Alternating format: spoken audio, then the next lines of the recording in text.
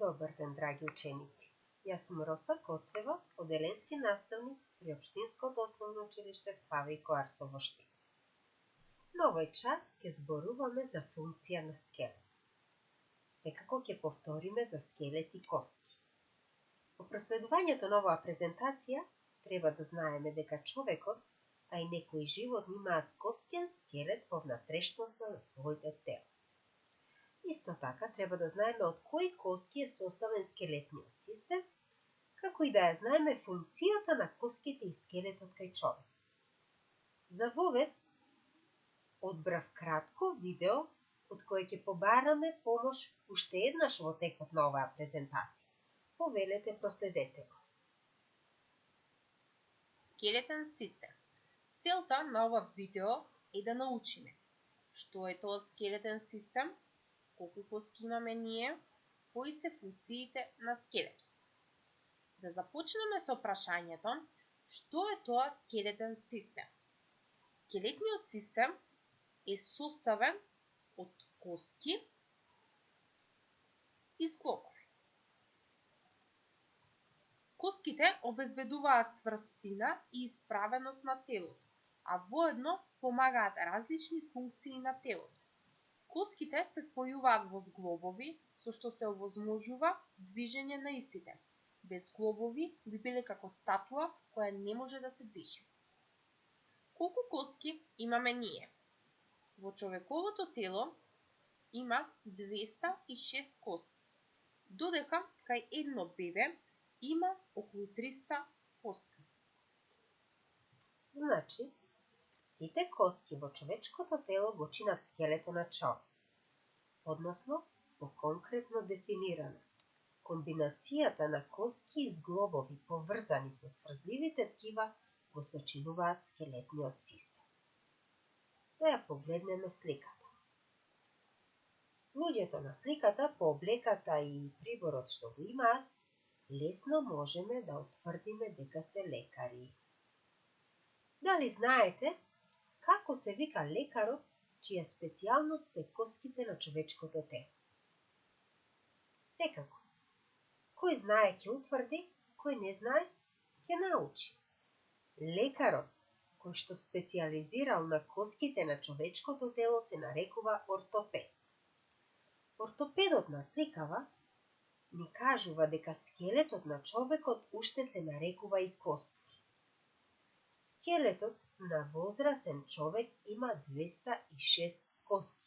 Ја потврдува информацијата што ја слушнавме во видеото. Сите коски се поделени во неколку групи, и тоа коски на главата, коски на трупот и коски на екстремитетите, тоест рацете и носите. Од видеото исто така слушнавме дека скелетот на возрасен човек има 206 коски, а скелетот на едно бебенце има 300 коски. Сигурно се прашувате каде исчезнуваат тие коски од бебето додека да стане возрасен човек и како исчезнуваат. Овој одговор ни го дава ортопедот. Бебињата ги чека долг период на раст и развој додека да дојдат до период на возрасен човек. Во текот на тој раст и развој, некои коски им се спојуваат и сраснуваат во поголеми коски. Затоа бројот на коските кај возрасен човек е помал во однос на бројот на коските кај бебето. Сите коски се бели, цврсти органи кои го образуваат скелет. На оваа слика имаме коски од различни делови на телото. Коски. Коска од черепот, коска од раката, коска од дрвето. Забележуваме дека сите имаат различна форма, исто така и големина. Формата и големината на коските зависи од функцијата што ја врши коската во скелет. Го потврдуваме со исказот на ортопедот. Во зависност од улогата на коските, тие може да бидат долги и кратки, цевчести, сплоснати, заоблени и така натаму. А ние знаеме дека секоја коска си има свое име. Еве ја сликата за потсетување на коските на човечкиот скелет, што ги учевме на претходните часови. Коските на главата се составени од коските на черепот и коските на лицето. Значи коски на череп и коски на лице. Коските на трупот се составени од коските на рбетот и коските на градниот кош. Значи, коски на трупот, коски на рбетот или рбетниот столб и коските на градниот кош. Коските на екстремитетите се делат во две групи, и тоа коски на горни екстремитети и коски на долни екстремитети. Горните екстремитети се составени од коски на рамениот појас и коските на рацете. Коските на долните екстремитети се составени од коски на карличниот појас и коски на нозете.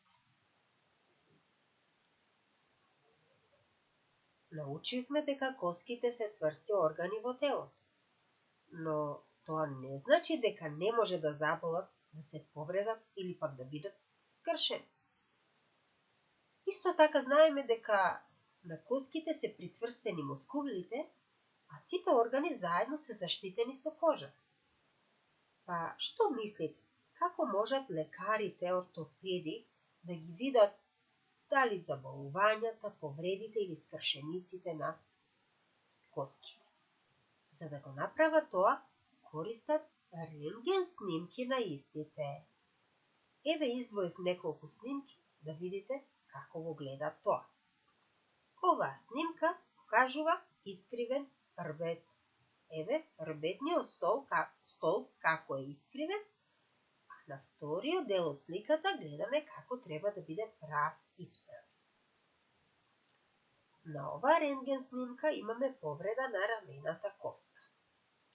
А на следната имаме скршеница, која што, како што рековме, се нарекува фрактура на подлакната коска. Ајде сега да размислиме и да одговориме на следниве прашања. Како ќе изгледавме ако немавме скелет? Каде е сместен нашиот мозок?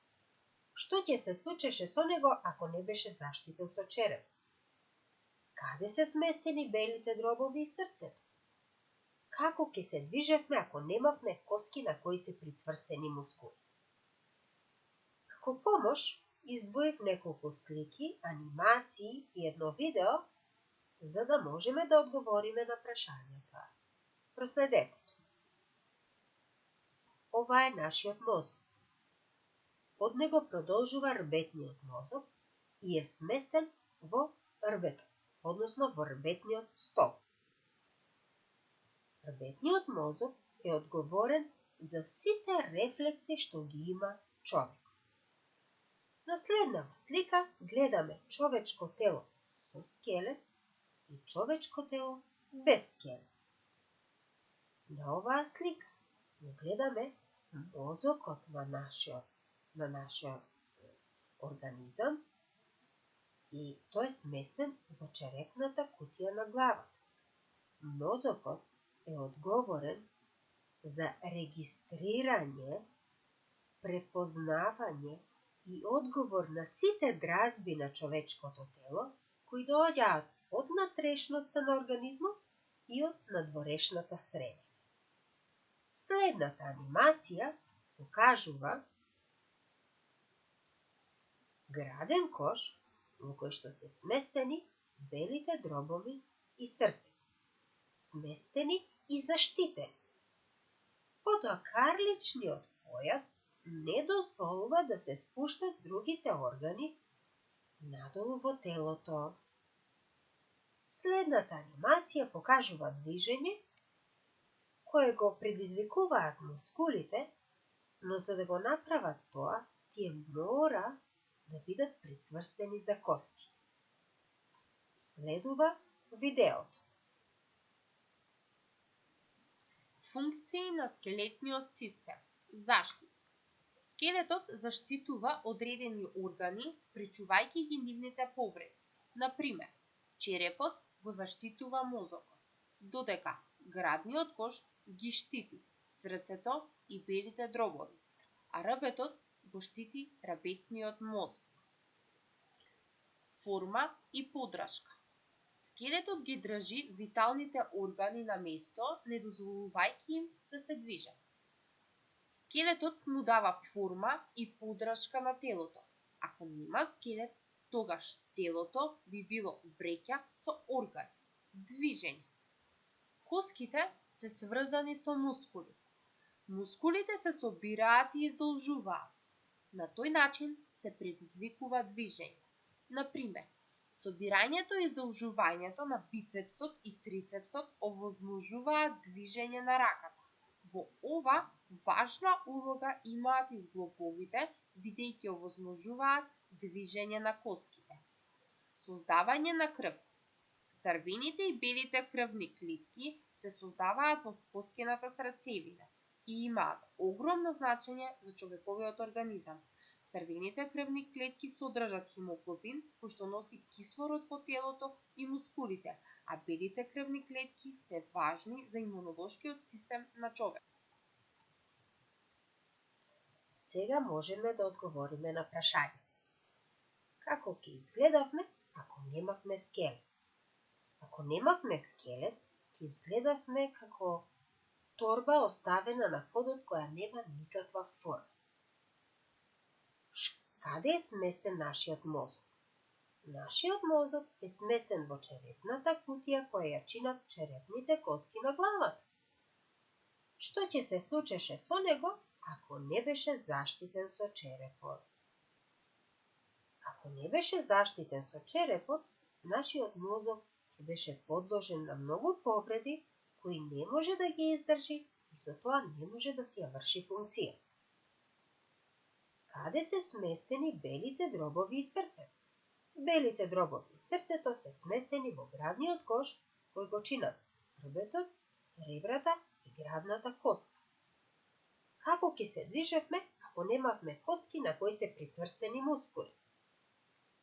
Мускулите не би можеле да ја вршат својата функција доколку не се прицврстени за коски. Па, доколку ги немавме коските, ќе се движевме како што се движат например октоподите. А сега да утврдиме што научивме денес. Коските имаат голем број функции, од кои најважни се: коските ги заштитуваат нежните органи во човечкото тело, например черепниот и рбетниот мозок, белите дробови и срцето. Коските се цврста основа за целиот организам. Коските служат како лостови, што потикнати од споените мускули овозможуваат движење. Коските создаваат крвни клетки во црвената коскена срцевина. Овие тврдења ги истраживме и се засновани врз основа на онаа што го знаеме досега и што го утврдивме, истраживме сами. Следново тврдење ни го нудат научниците, а ние секако, сакајќи да ги прошириме своите знаења, ќе го прифатиме. Коските се склад на соли на калциум, кои можат да се ресорбираат во крвта кога нема доволно калциум во исхраната. Тука можете да го стопирате ова видео и да го напишете ова во своите тетрадки како план за денешната лекција. За домашна работа имате активности на страна 99 во учебникот да се изработат вежбите за дополнување. Ви благодарам на вниманието.